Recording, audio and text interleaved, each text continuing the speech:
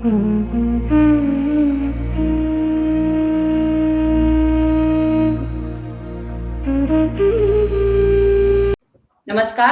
मैं वर्षा और अनाहत interview series में आप सभी दर्शकों का बहुत-बहुत स्वागत करती हूँ।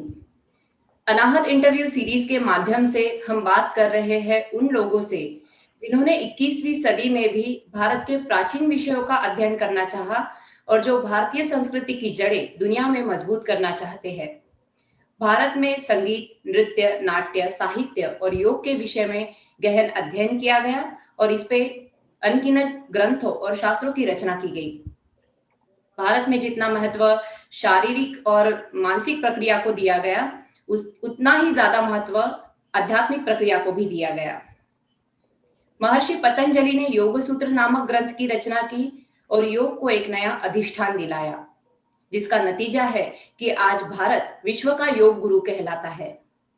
योग के विषय में आज हमारे साथ चर्चा करने के लिए हमारे साथ उपस्थित है नागपुर से श्री रोहित कोठारी जी। इनका अल्प परिचय मैं आपसे कराना चाहूंगी। रोहित जी एक ईशा हठ योगा टीचर है और फिलहाल आप योग दर्शन नामक संस्था के माध्यम से महाराष्ट्र तथा भारत में योग का प्रशिक्षण दे रहे हैं।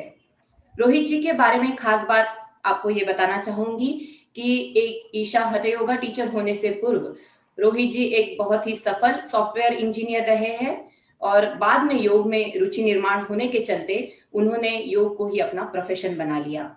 तो चलिए आइए हम इनवाइट करते हैं स्क्रीन पे रोहित जी को।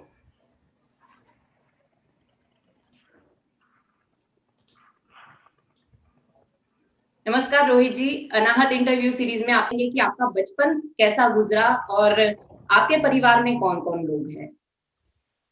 जी बिल्कुल। तो मैं परिवार से शुरू करूंगा।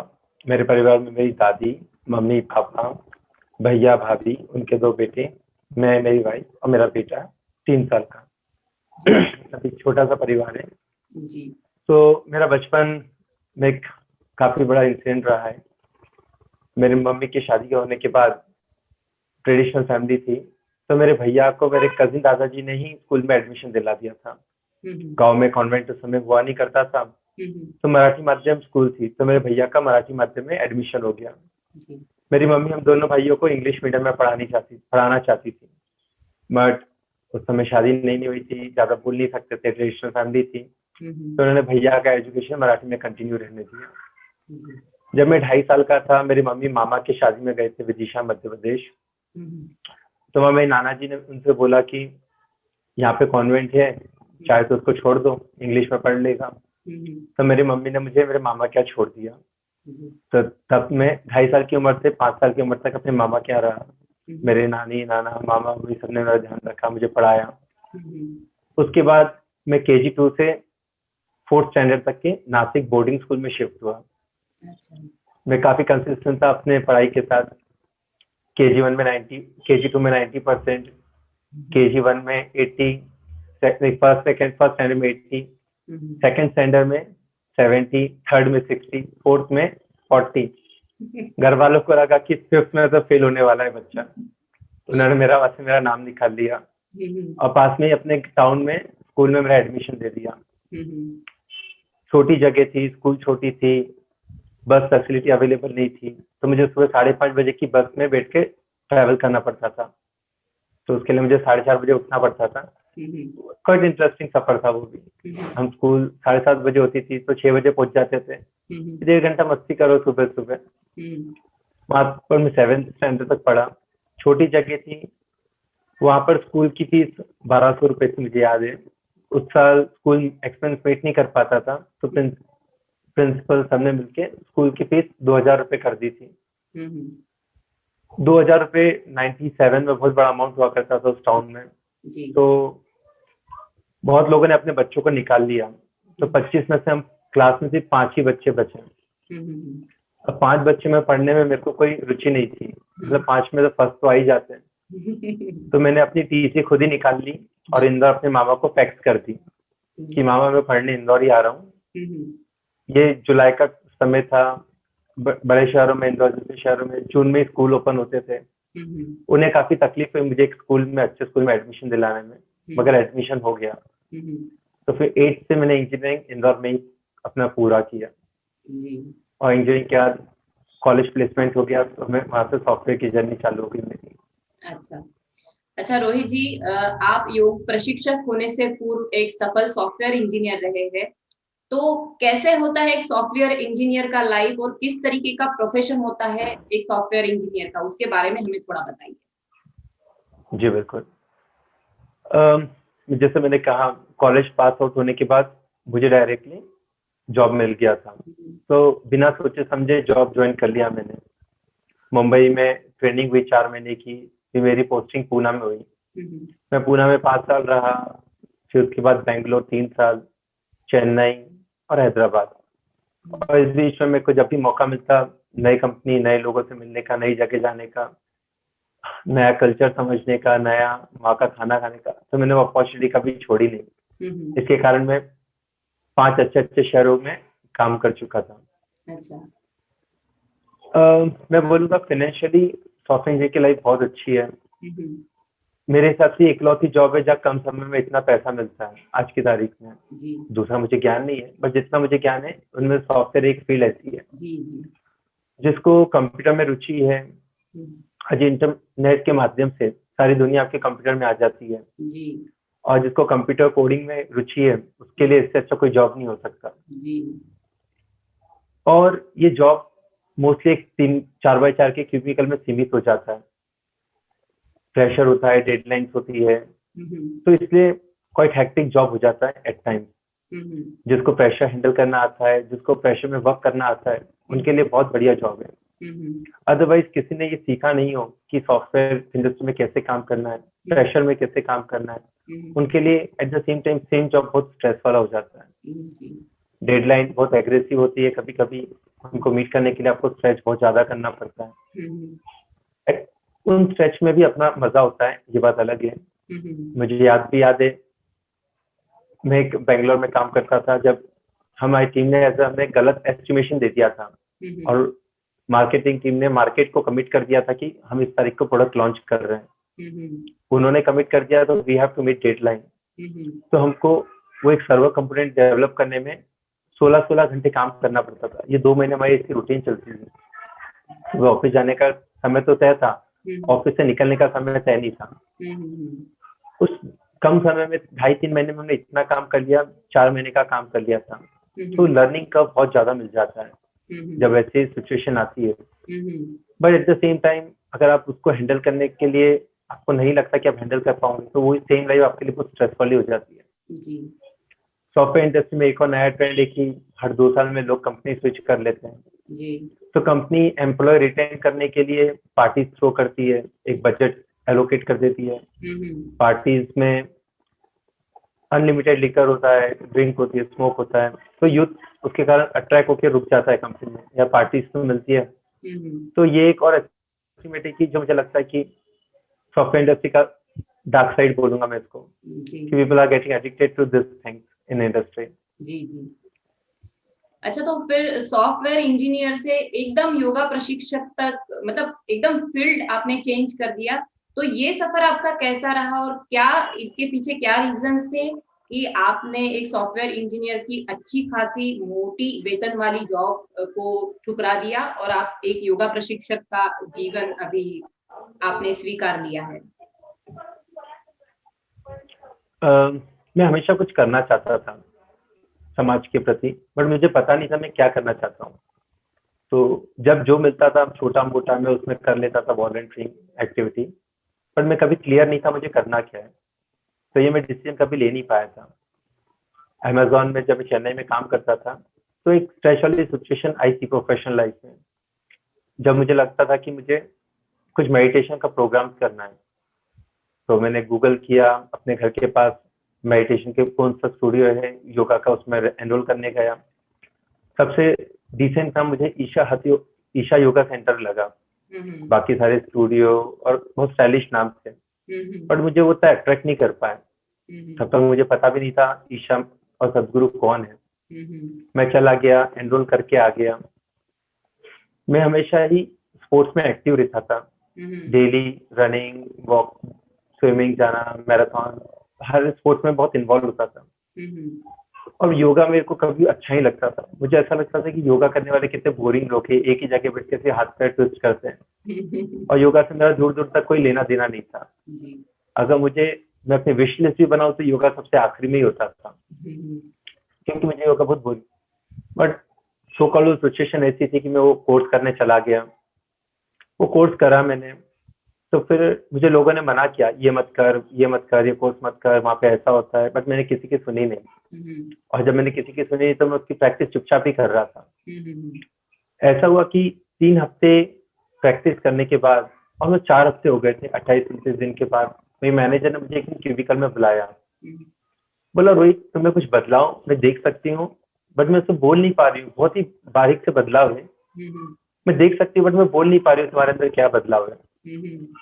मुझे उस दिन लगा कि जो मैं कर रहा हूँ वो काम तो कर रहा है। तो मैंने तुरंत ही प्रैक्टिस अपनी और सीरियसली करना चालू कर दी। वो इनर ईटिंग प्रोग्राम था ईशा का। फिर 7 दिन का प्रोग्राम था, और उसको एक मंडला तक के आपको करना रहता है 2 टाइम, 40 to 42 डेज में। तो मैं अपनी प्रैक्टिस में बहुत सीरियस था। तो फिर मुझे लगा प्रैक्टिस जो मैंने सीखी है काम तो करती है, लोगों में चेंज आ रहे हैं, और एट द सेम टाइम मेरे अंदर भी चेंजेस आ रहे थे। मैं बहुत शांत हो गया अपने स्वभाव से। ऑफिस का फ्रस्ट्रेशन घर तक भी नहीं आता, ऑफिस में भी नहीं रह पाता था। पहले ऑफिस का फ्रस्ट्रेशन घर पे आता था, ऑफिस में भी मैस्डअप होते थे, घर पे भी मैस्डअप हो जाते थे। चिड़चिड़ापन बढ़ गया ओवर प्रेशर के कारण। लाइफ इम्बैलेंस हो गई थी। ये कोर्स करने के बाद मेरी लाइफ ऑलमोस्ट पटरी पर आ गई।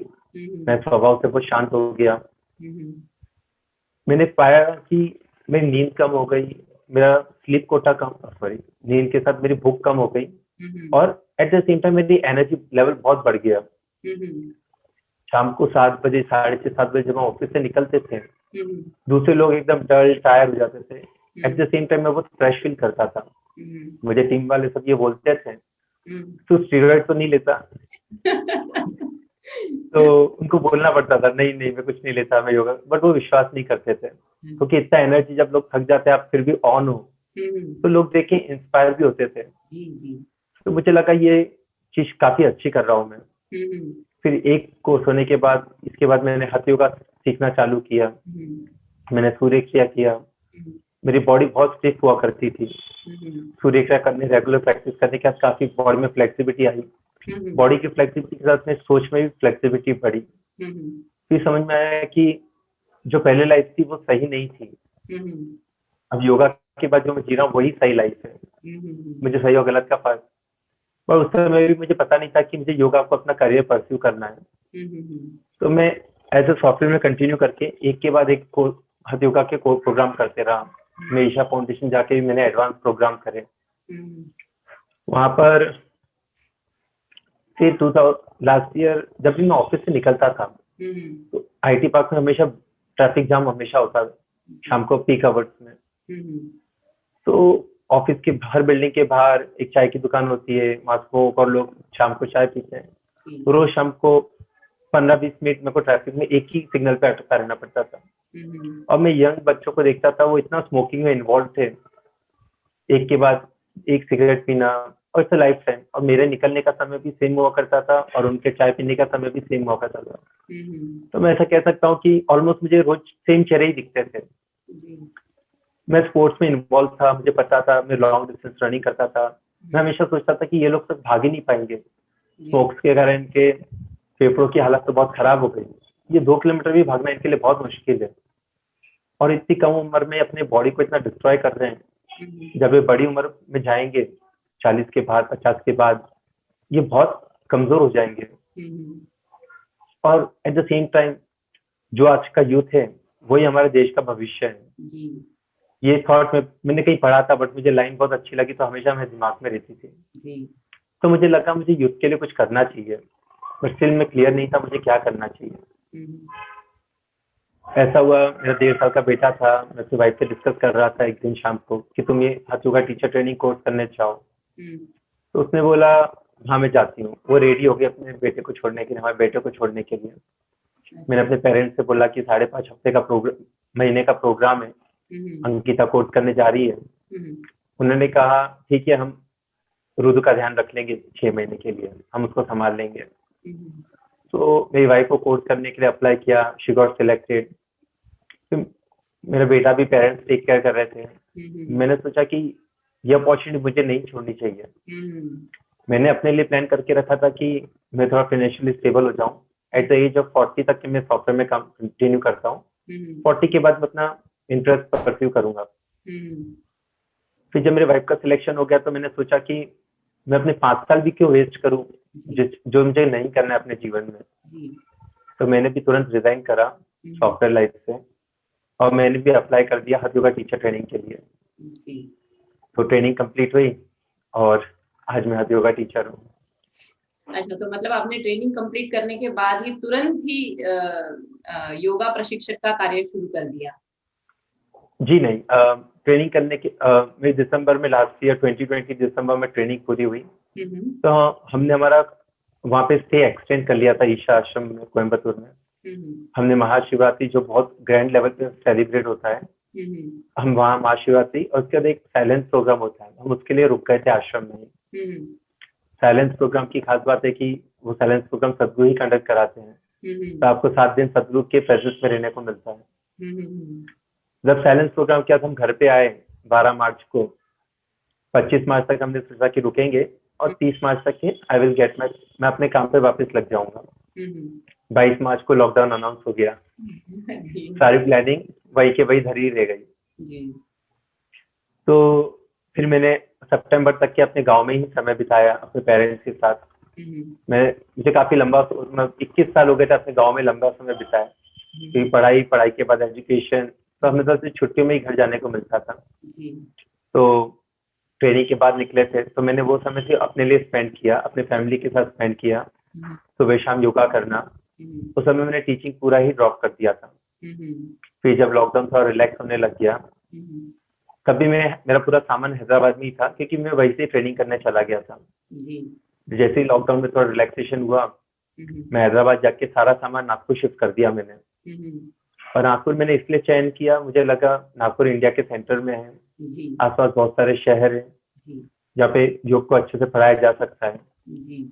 और नागपुर में ट्रेन और फ्लाइट की कनेक्टिविटी भी है, जहाँ मैं जाना चाहूँ मैं जा सकता हूँ आसानी से। इसको मद्देनजर रखते हुए मैंने नागपुर का चयन करा, और मेरे घर के पास भी है नागपुर। मैं जब जाना चाहूँ अपने घर जा सकता हूँ इजीली। तो इन सब सोच के मैं नागपुर शिफ्ट हुआ, और दिवाली के बाद मैंने योगा पढ़ाना चालू किया। अच्छा रोहित जी, आजकल एक ट्रेंड चल रहा है कि स्कूल में योगा पढ़ाते हैं। तो ये जो स्कूल में योगा पढ़ाते हैं, ये कितने हद तक ये ठीक योगा पढ़ाते हैं? और दूसरी बात कि सही में योगा अगर बचपन में बच्चों को सिखाया जाए तो ये बच्चों की लाइफ ट्रांसफॉर्म कर सकता है क्या? मैं बोलूंगा इसके 2 मायने हैं, पॉजिटिव भी है, नेगेटिव भी है। जब हम छोटे थे हमें स्कूल में योगा नहीं पढ़ाया, तो हमने कभी योगा को समझा ही नहीं, ना हमारे परिवार में किसी ने समझा। मेरे परिवार में मैं पहला व्यक्ति हूँ जो योगा कर रहा है। तो योगा से हम हमारे कल्चर से बहुत दूर हो गए। आज स्कूल में योगा सिखाया जा रहा है, कम से कम पेरेंट्स अवेयर हैं योगा के बारे में, तो बच्चे भी थोड़ा सा योगा से इंट्रोडक्शन हो रहा है। तो इसका मैं प्लस पॉइंट कहूंगा। At the same time yoga पढ़ाने के लिए हर स्कूल में कंपलसरी होगा योगा टीचर। तो योगा की एग्जाम्स होती है, आप 200 घंटे पढ़ाई करिए, योगा टीचर बन जाइए। मैं कहना चाहूंगा कि जो इस टाइप से जो टीचर हैं, जो 200 घंटे की से पढ़ाई करके एक सर्टिफिकेट लेके जो टीचर बन गए, जिनको योगा के बारे में कुछ नॉलेज नहीं है, जिन्होंने योगा का कभी अनुभव नहीं किया, आज जब वो लोग बच्चों को योगा सिखाएंगे तो वो भी सही योगा नहीं सिखाएंगे बच्चों को, और बच्चों को बहुत ही गलत ढंग से चलाने के कारण उनकी अगर एनर्जी गलत ढंग से एक्टिवेट हो गई तो बच्चों की लाइफ भी डिस्टॉर्ट हो सकती है, उनको थोड़ा पागलपन की तरफ भी झुकाव हो सकता है। तो इसका पहलू है कि अगर बच्चों, वैसे भी 8 साल की कम उम्र के बच्चों को हम योगा नहीं सिखाते, तो उस समय बच्चे बहुत चंचल होते हैं। आप उनको 2 मिनट आंख बंद करके बैठने के लिए बोलिए, अगर 10 बच्चे हैं तो आपको 100 एक्सप्रेशन मिलेंगे उनके चेहरे पे। सही बात। वो बैठ ही नहीं सकते आंख बंद करके। तो उनको योगा सिखाना भी नहीं चाहिए। और 8 से 14 साल की उम्र में हम लोग बेसिक प्रैक्टिस सिखाते हैं, सूर्य शक्ति बच्चों के लिए और एक अंग वर्धना, वही सिखाते हैं। और हम बच्चों को कोई भी आंख बंद करके बैठने वाली प्रैक्टिस नहीं कराते हैं। जी। बच्चे बहुत फ्रजाइल होते हैं, हम्म, तो इसलिए मैं कहूँगा कि इसका पहलू दोनों हैं। हम्म, अगर स्कूल एक अच्छे टीचर जिन्होंने योगा को अनुभव करके वो लिया है, ना कि इंटरनेट से पढ़ाई करके हर योगा पोस्चर को पढ़ा, उनके 4 बेनिफिट पढ़ के इस तरीके से योगा टीचर बने हैं, उनसे बढ़कर सिखा रहे हैं, तो मैं बिल्कुल प्रेफर नहीं करूंगा कि बच्चों को योगा पढ़ाया जाए। जी जी जी, ये बहुत ही महत्वपूर्ण बात आपने कही है, क्योंकि मेरी खुद की जो भांजी है वो 4 साल की है, और उसे स्कूल में स्पोर्ट्स डे पर पूरे सूर्य नमस्कार और ये सारी चीजें उनसे कराई जाती है, उनको बिठाया जाता है और आनापान वगैरह कराया जाता है। तो ये आपने एक बहुत अच्छा पहलू बताया कि बच्चों को आंख बंद करके प्रैक्टिस नहीं करानी चाहिए, और योगा जो है वो 8 साल एक के आगे उन्हें सिखाना चाहिए। तो इन चीजों के बारे में भारत एक में और चीज अवेयरनेस बढ़नी चाहिए। मैं एक और चीज मैं एक और चीज जोड़ना चाहूंगा वर्षा जी। हम्म, स्कूल में मोस्टली हम कॉम्पिटिटिव नेचर होता है। हम्म, 95 के ऊपर क्लास में 20 लोग हैं। जी हर चीज स्कूल में सिर्फ कंपटीशन की भावना से ही पढ़ाई जाती है, जी और योगा कंपटीशन के लिए नहीं है। जी योगा एक अध्यात्म है जो आपकी इंटरनल जर्नी के रूप में है। जी जी अगर आपने आंख बंद करके कंपटीशन किससे करूंगा, अपने आप से, कितनी बड़ी बेवकूफी है ये तो। जी और दूसरे को तो दिखते ही नहीं, तो उनसे तो कर ही नहीं सकता। जी अगर स्कूल में योगा पढ़ाया जाता है तो योगा एक कंपटीशन के रूप में ही पढ़ाया जाता है। जी वो भी एक बहुत गलत चीज है योगा को पढ़ाने के लिए। जी जी। मैं आशा करती हूँ कि कुछ स्कूल के प्रिंसिपल्स ये इंटरव्यू देखे और इसमें से कुछ सीखे, और जो उनका जो स्ट्रक्चर है टीचिंग का वो बदले वो। तो चलिए रोहित जी, हम आगे के प्रश्न की ओर बढ़ते हैं। देखिए, पतंजलि ने योग सूत्र में अष्टांग मार्ग जो बताया है, यम नियम आसन प्राणायाम प्रत्याहार धारणा ध्यान और समाधि, तो क्या ईशा हठ योगा में भी इन्हीं चीजों को फॉलो किया जाता है, या ईशा हठ योगा इससे कुछ अलग होता है? ईशा हठ योगा जो हम सिखाते हैं या आदि गुरु, जब शिव जी ने दक्षिण मूर्ति होके गुरु पूर्णिमा के दिन सप्तऋषि को योगा पढ़ाया था, उनमें से एक सप्तऋषि अगस्त्य मुनि साउथ इंडिया में आकर योगा सिखाया उन्होंने। तो और उनके द्वारा दूसरे ऋषियों के द्वारा होते हुए, दूसरे गुरुओं से होते हुए आज हमें सदगुरु द्वारा ये प्राप्त है, ईशा हठ योगा। जी पतंजलि मैं कहूंगा कि एज कम्पेयर टू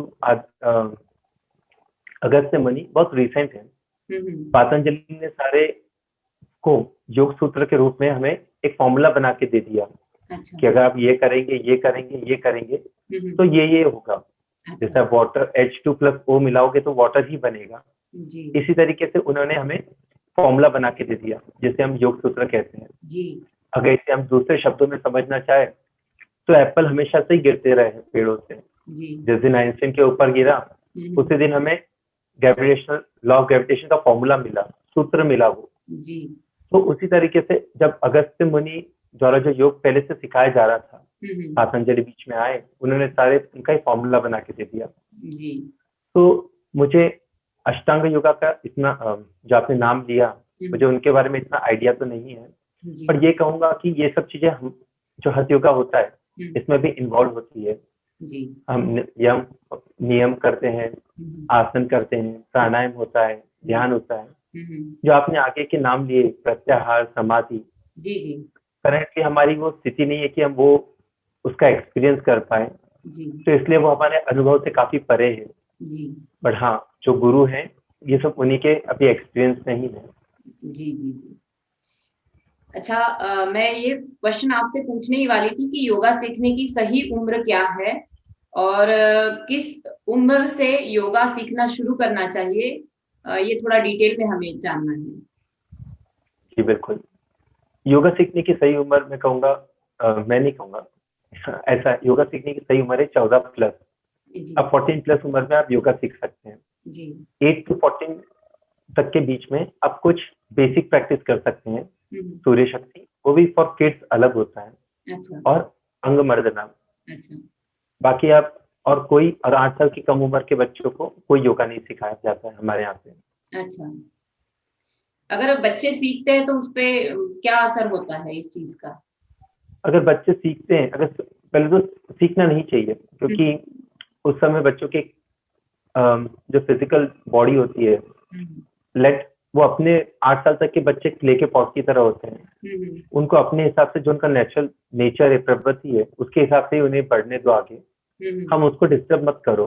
एक बार जब वो थोड़े स्टेबल हो गए 8 साल के बाद, फिर हमें उनको जैसा शेप देना है, हम उस मट्टी को हम वैसा सांचे में डाल के शेप दे सकते हैं। और जब तक मट्टी को थोड़ा गीला होने में समय लगता है, थोड़ा उसको भिगोने रखना पड़ता है, तो मैं कहूँगा कि 8 साल तक की उम्र तक के बच्चे क्ले जैसे होते हैं, उनको अपने नेचुरल टेंडेंसी से ग्रो होना चाहिए। उनको खेलने कूदने दो, जितना खेले कूदे वही बढ़िया है। जी। अच्छा रोहित जी, योगा एक व्यक्ति को किस तरीके से रूपांतरित करता है? ओके जी, मेरे जीवन में भी सेम परिवर्तन है, मैं उसी को कहूँगा।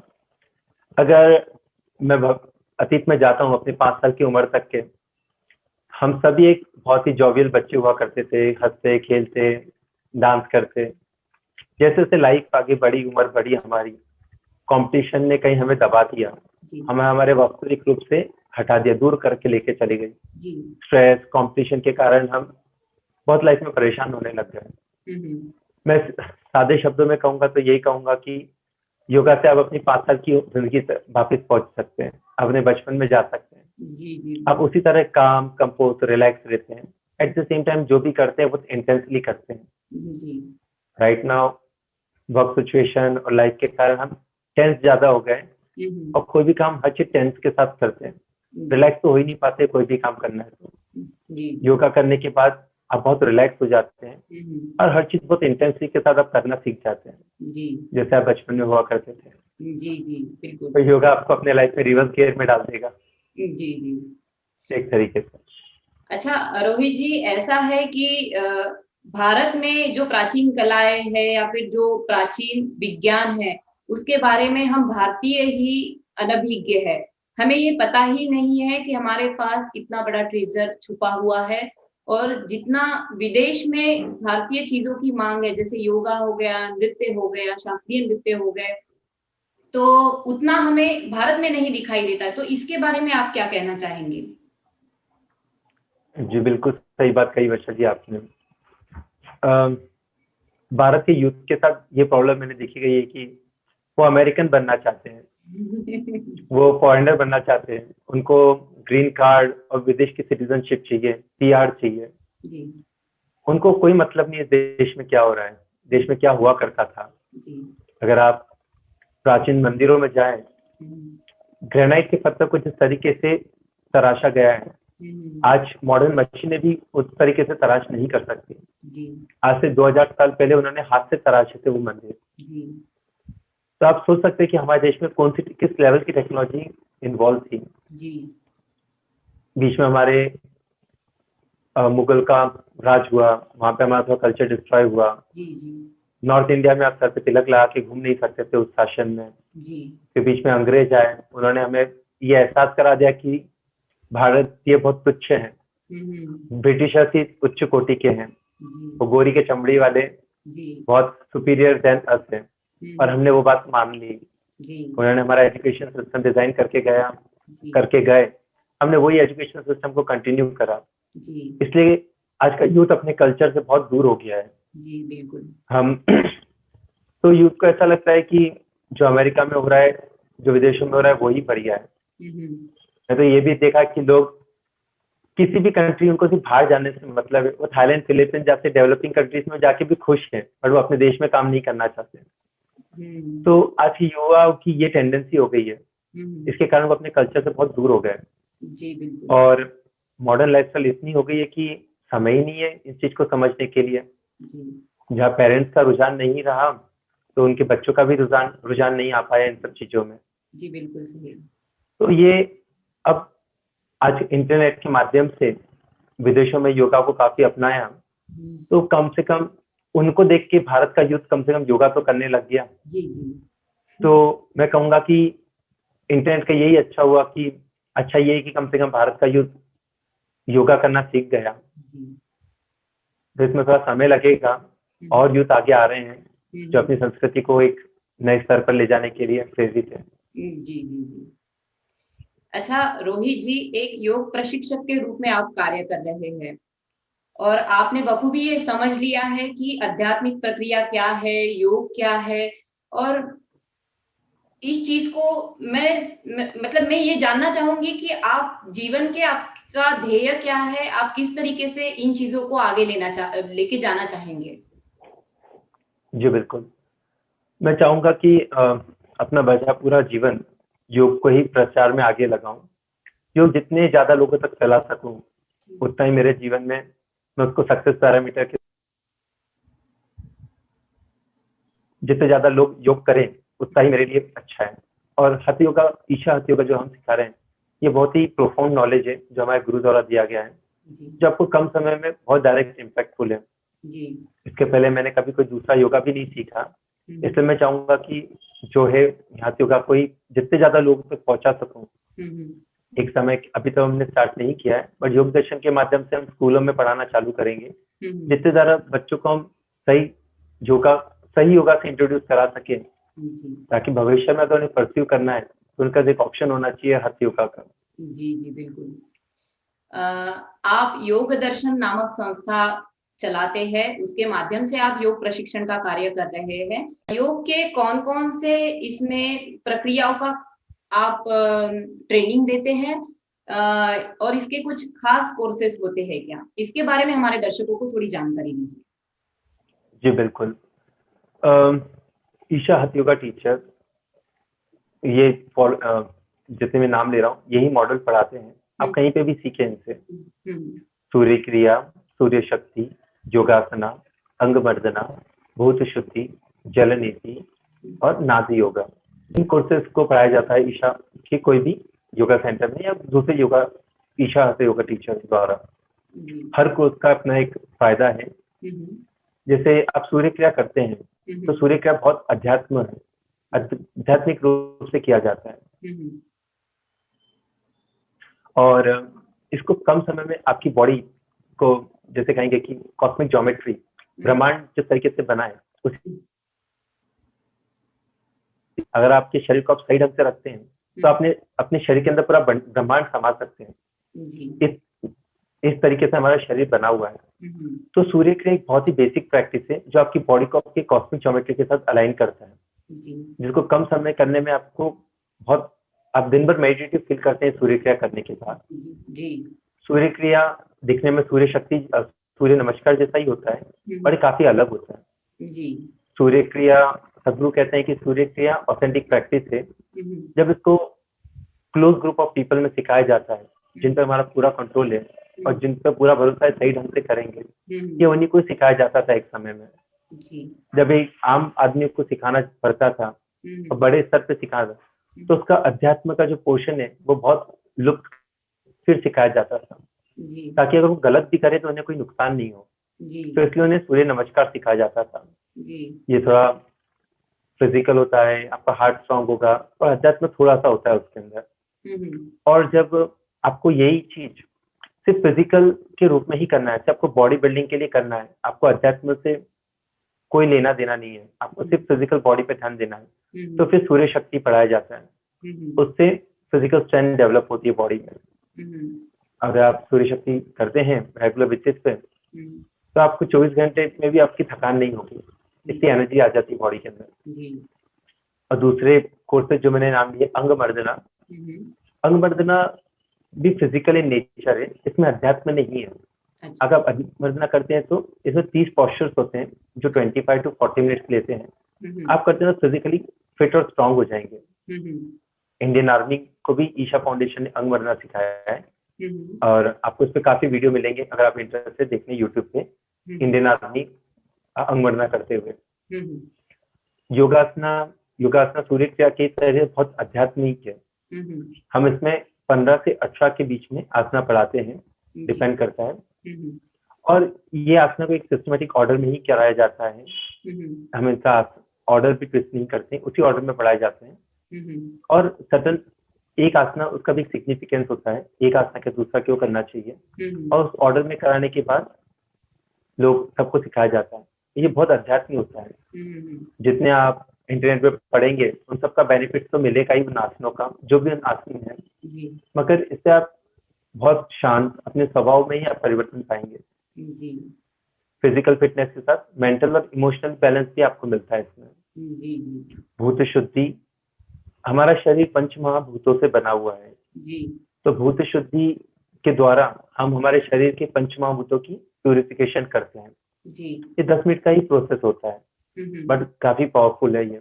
जी जल नीति आपने देखा ही होगा, जी हमारे नेशनल पैसेज को नमक के पानी से क्लीन करते हैं, उसे जल नीति कहते हैं, हम वो भी पढ़ाते हैं। जी थोड़ा नाद योगा होता है, नाद मतलब ध्वनि होता है। जी तो ध्वनि तो कुछ सर्टेन मंत्रों का या ध्वनि का हम उच्चारण करते हैं, तो उसका कुछ हमारे बॉडी पे कुछ इफेक्ट होता है, तो हम नाद योगा के माध्यम से ये सिखाते हैं। जी।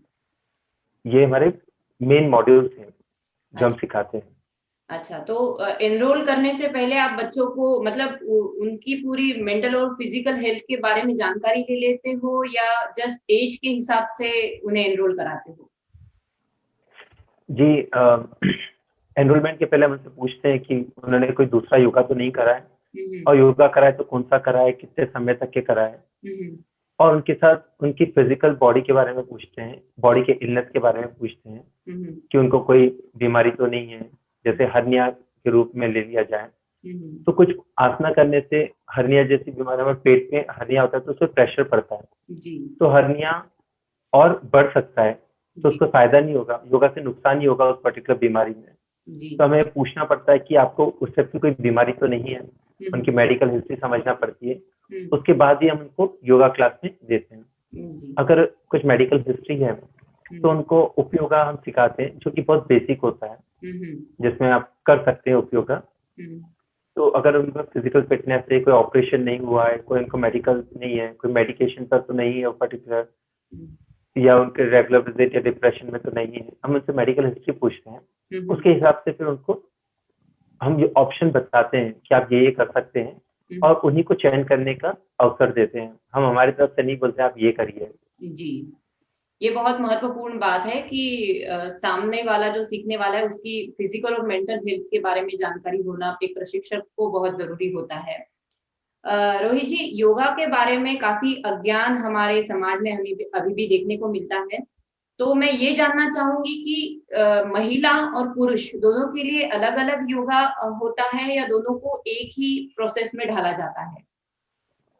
जी, मोस्टली तो एक जैसा ही होता है पूरा योगा, बस कुछ पॉस्चर्स में हम बोलते हैं लेडीज को अब लेफ्ट साइड से स्टार्ट करिए, और जेंट्स को बोलते हैं राइट साइड से स्टार्ट करिए।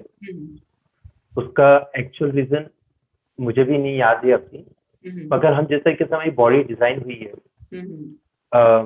हमारे बॉडी में लेफ्ट साइड, हमारी बॉडी में जो नाड़ीज होती है उनको हम ईडा बोलते हैं, और लेफ्ट साइड राइट साइड वाले को पिंगाला बोलते हैं, और जो बीच में होता है उसको सुषुम्ना कहते हैं। जी तो लेडीज में इसका एक अलग डोमिनेंस होता है ईडा का, जेंट्स में पिंगाला का डोमिनेंस होता है। जी शायद यही रीजन है कि जिसके कारण हम कुछ पर्टिकुलर आसना लेडीज को हम लेफ्ट साइड में स्टार्ट करने को बोलते हैं, और जेंट्स को राइट साइड में स्टार्ट करने के लिए बोलते हैं।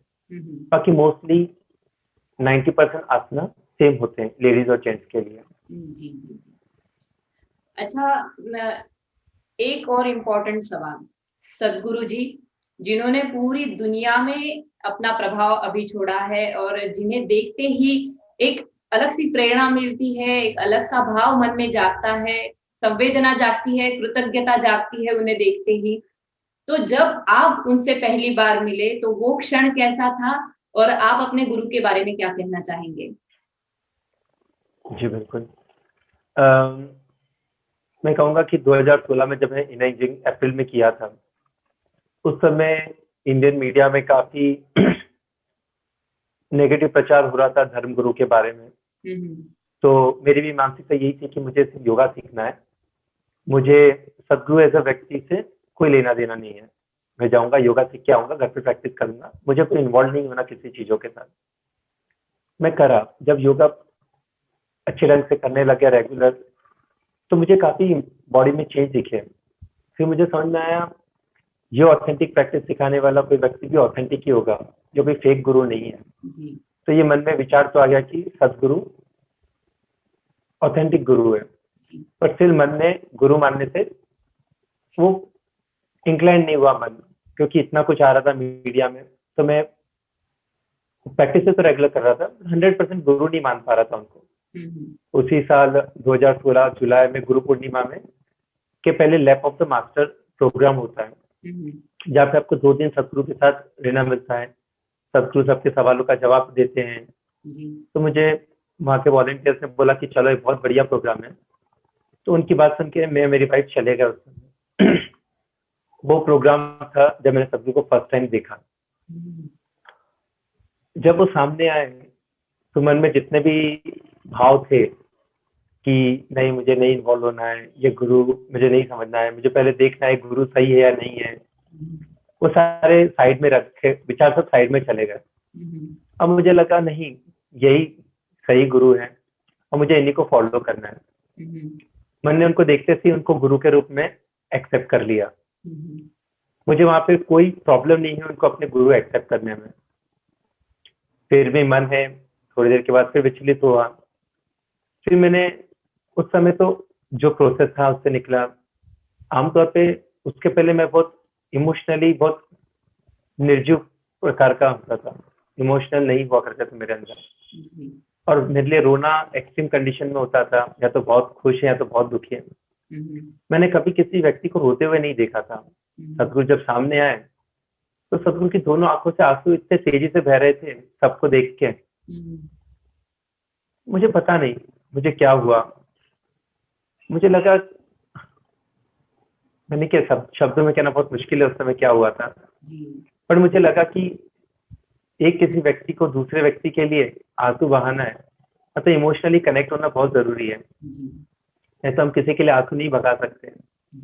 और सतगुरु सबको देख के, जिस तरीके से सतगुरु थे, जिस तरीके से हॉल में हर व्यक्ति था, और उस तरीके से मैं भी था। मैं भी रो रहा था उनको देख के, आंखों से आंसू आ रहे थे, पर मुझे पता नहीं क्या हो रहा था। सारे दिमाग के थॉट तो साइड में थे, बट अच्छा था उनको पहली बार देख के। प्रोग्राम के बाद मैंने सतगुरु को देखा। सतगुरु बाइक पे दिखे मुझे। अरे मैं, अरे ये गुरु तो बाइक भी चलाते हैं। फिर मैंने सतगुरु को हेलीकॉप्टर में देखा। अरे सतगुरु तो हेलीकॉप्टर भी चलाते हैं। फिर सतगुरु के इंटरनेट पे फोटो देखे। अरे फिर मुझे लगा ये थोड़े हटके गुरु है। सतगुरु के फोटो देखते गया, मैं सतगुरु के यूट्यूब से वीडियोस देखता गया। सतगुरु की हर बात मुझे लॉजिकल लगी। मुझे कोई भी एक बात भी ऐसी नहीं लगी कि जिसमें मैं मीन मेक निकाल सकूं। तब मुझे लगा कि इतनी ऑथेंटिक बात करने वाला व्यक्ति भी ऑथेंटिक ही हो सकता है। ये कोई फेक गुरु नहीं है जो मीडिया में दिखाया जाता है। तो ऐसा था मेरे गुरु के साथ पहला इंटरेक्शन। और उस दिन के बाद मैंने कभी पलट के मन में कोई दूसरा थॉट ही नहीं आया, और मैं उन्हीं को एक यूनिडायरेक्शन होके फॉलो करने लग गया। जी।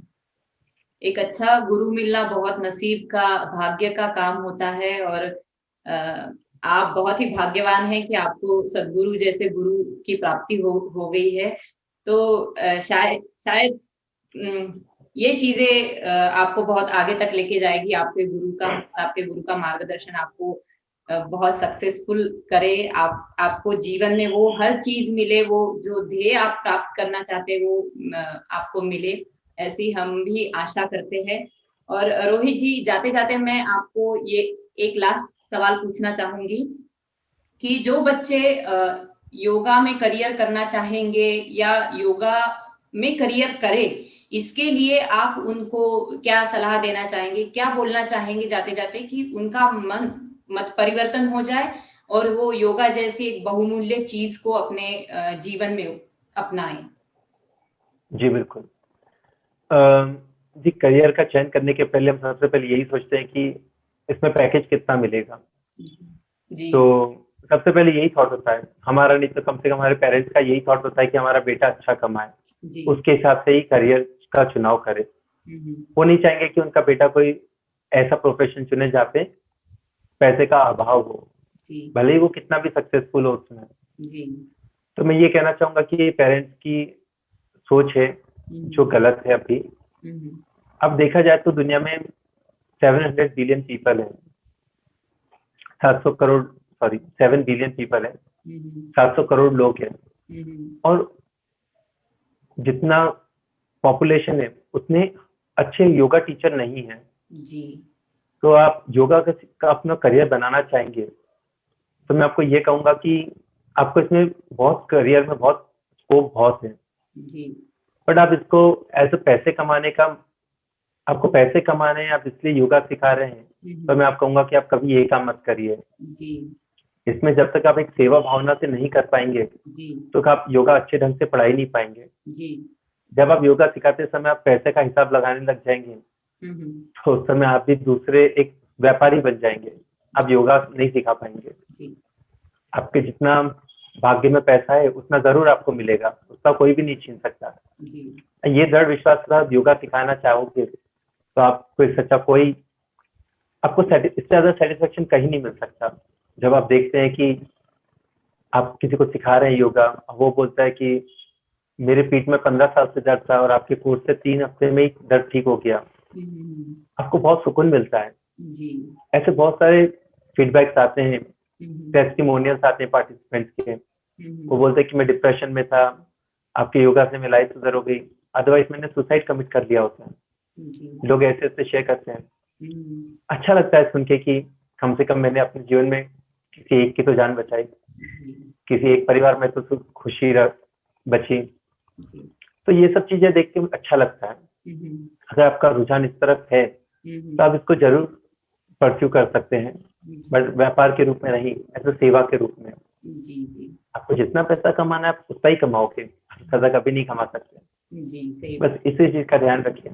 जी। और आपको सीखना है, तो एक अच्छे संस्था से सीखिए, जी। जहाँ पर जो आपको सिखा रहा है, उनको भी उस चीज़ का ज्ञान हो। जी।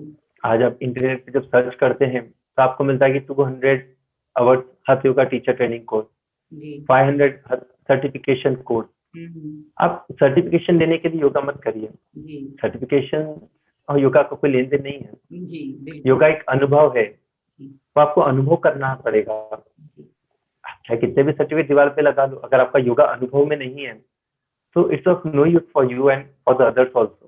आप उसको कभी भी ऑथेंटिक ढंग से नहीं सिखा पाएँगे। तो मैं यही कहूँगा कि अगर आप इसको करियर के रूप में परस्यू करना चाहते हैं, तो ज़रूर करिए। और ये बहुत अच्छी बात भी है कि हमारा कल्चर को आगे लेकर जा रहे हैं। जी। यही मैं करना चाहूँगा। जी। मैं दर्शकों से कहना चाहूँगी कि मैंने स्वयं ने अनुभव किया है। रोहित जी जो है वो मेरे गुरु भाई है और इन्होंने मुझे सूर्य क्रिया जैसी एक अद्भुत क्रिया सिखाई है और जिसका अनुभव मैं अभी फिलहाल भी कर रही हूँ। और जब से मैं सीखी हूँ तो मैंने काफ़ी चेंजेस अपने वैचारिक प्रक्रिया में और अपने जो शारीरिक प्रक्रिया है उनमें देखे हैं। और उसके लिए मैं बहुत-बहुत रोहित जी आपकी आभारी हूँ कि और बहुत कृतज्ञता मैं आपकी व्यक्त करती हूँ कि आपकी वजह से मुझे ऐसी अद्भुत एक प्रक्रिया का हिस्सा बनने का मौका मिला। और अनाहत इंटरव्यू सीरीज़ के लिए आपने आपके इतने बिज़ी शेड्यूल से टाइम निकाला और हमारे साथ इतनी अच्छी प्यारी-प्यारी बातें की और हमें इतना अच्छा मार्गदर्शन किया, उसके लिए भी मैं आपकी बहुत-बहुत आभारी हूँ। Thank you Varsha ji. जी, थैंक यू। मिलते रहेंगे, आपसे और मार्गदर्शन हम प्राप्त करते ही रहेंगे। तो तब तक के लिए मुझे दीजिए आज्ञा। नमस्कार। नमस्कार।